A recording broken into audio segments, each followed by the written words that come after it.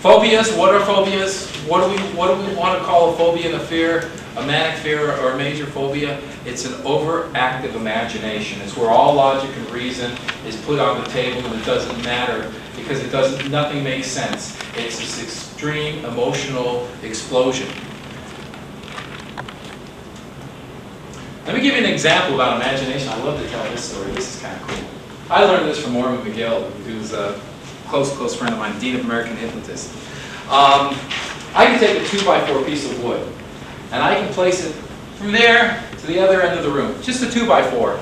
I can ask any of you to walk across that 2x4 piece of wood. And you know what? You'd be able to walk across it from one side to another easily. No problem. Your body would be in complete control. You can almost dance across it. I could take that same piece of wood and I can put it between two buildings or between two houses, or I could put it up between two 40-foot ladders. Same piece of wood that you just walked across easily. And I could say, now I'd like you to walk across that piece of wood. What's going to happen?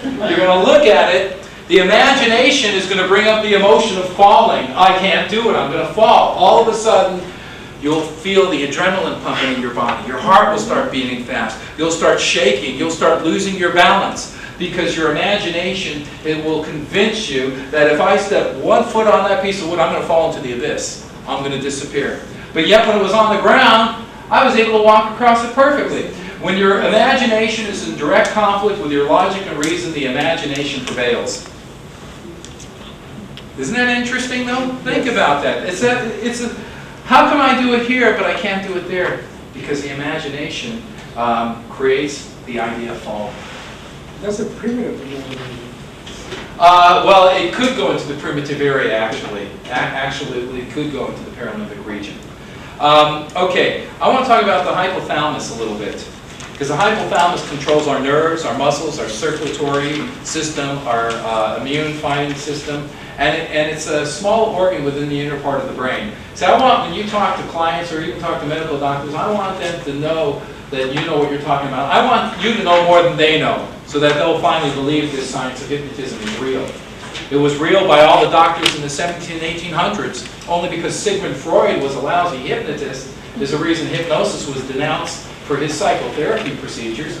He studied under Charcot, one of the greatest hypnotists of the 1800s. Charcot had the Sepulchre Hospital and Clinic, and he was competing against Bernheim and Lebel with the Nancy School of Hypnosis in France. Two different methods. Mesmer used to believe that we transmitted kind of a magnetic field out through our body onto the clients, kind of like magnets. Back in the early part of medical history, a lot of medical practitioners used to use magnets as healing processes.